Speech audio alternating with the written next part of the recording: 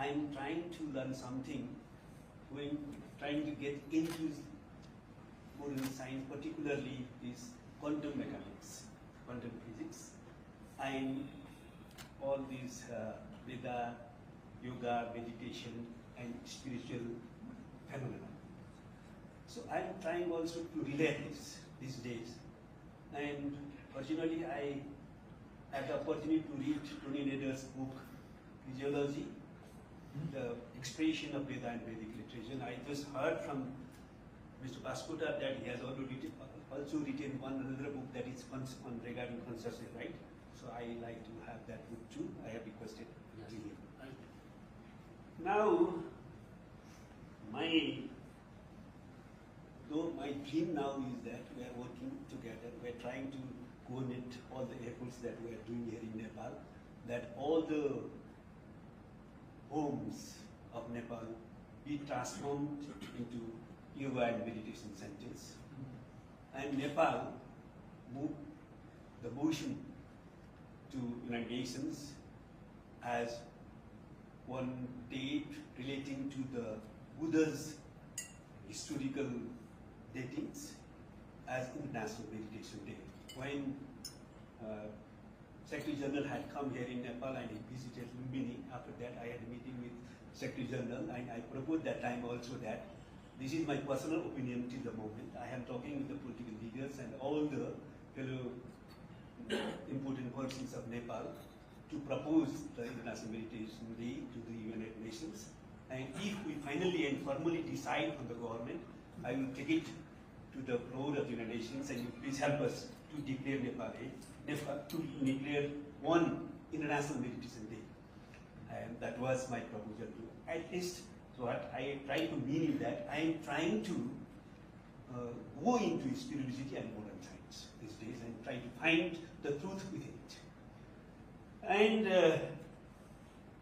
in that perspective, I want to know something from you, just make a query, that meditation is itself a transcendental phenomenon. So why mercy gave the adjective to it, the transcendental meditation? Could you repeat those last two sentences? Meditation itself is a transcendental phenomenon. You go beyond the mind. Yes. Right? Transcends the mind. Yes. So why did Mahasi give the adjective to that meditation is as a transcendental meditation? You see, meditation itself transcendental phenomenon. Well, it is in some traditions. In many other traditions of meditation, and Christian and others and so forth, they don't have that concept so much of the transcendent, not like we have it fully developed in yoga and in the Veda.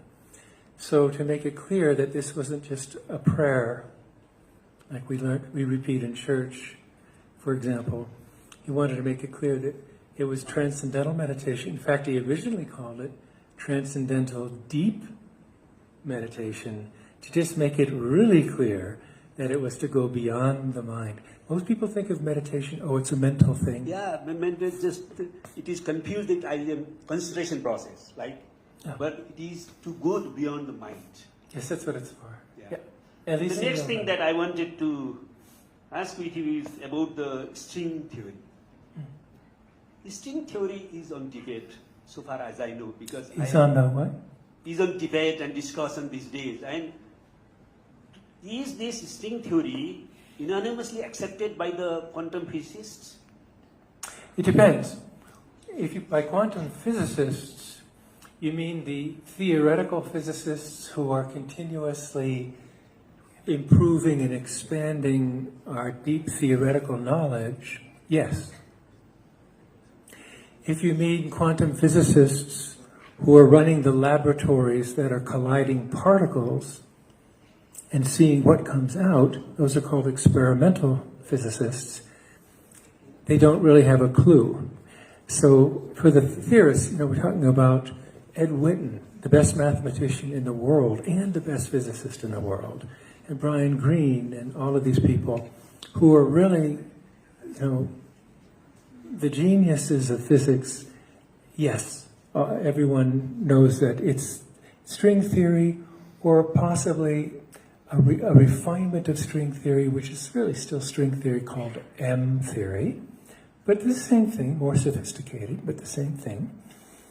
But the people who are in the laboratories building the machines and running the machines to do these particle collisions, you really don't ask them what they think. Yeah. You know, they don't know what it means. You know.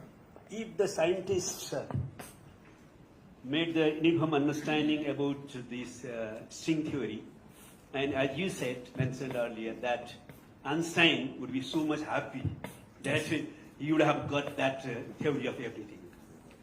I'm sure he's enjoying it. And the last question about education. I'm so happy that you are running this Mercy International University. And these days, the education is just now practiced as education for living, not for life. The education should be for life. Living is also an important part of life. Living is important, hand to mouth is important, and the technique to hand to mouth is important for life. But life is not just living.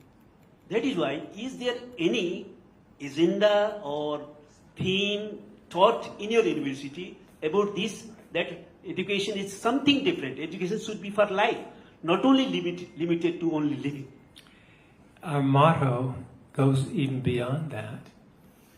MIU is education for enlightenment, which is even beyond what we can imagine as life. But stepping stone is life, and then completely full life and enlightenment. That's our goal. And my last query is worrying that the time has already passed. We have a flight coming up. One thing is the Veda. We are so fortunate that we are the citizens and the people of the land of Vedvasa, and we are opportune enough to learn something about Veda, Vedic science and modern science from you. And one thing is that the Veda and our ancient treasure of knowledge in the Eastern Oriental philosophy treasure house, that is Veda, they are related or concerned only with the purification of the mind, or the going beyond the mind, touching the pure consciousness. But this socio-economic transformation is not tossed even a little from Veda and all those ancient literatures. What do you think about this? I didn't understand your last sentence. Socio-economic transformation is not tossed. Change, the material change is not tossed, at least, not a little, in Veda and all these literatures. This purification of the mind, or going beyond the mind, knowing yourself and liberate yourself, that is very important. That's yoga. Yoga and meditation. Ayurveda is all about health. The Vedic science, there are at least 36 branches of the Vedic wisdom I can think of. And they all deal with different aspects of life. There's Vedic agriculture, Vedic organic agriculture. We have this in MIU, in Vedic architecture. So there's a lot, it's rich. No, but you're right, they don't talk about road making. You know, those technologies evolve in time. But the human body doesn't change much. So Ayurveda works today as it had 1,000 years ago. Consciousness doesn't change much, so yoga works today as it did thousands of years ago. So the Vedic knowledge is concerned with the eternal truths of life, and when it comes to cleaning house, they leave that to us. Thank you, Dr. Hagley, for your important remarks on my queries. Good question. Thank you, and hope to be in touch with you and be in interaction with you in coming days. Thank you.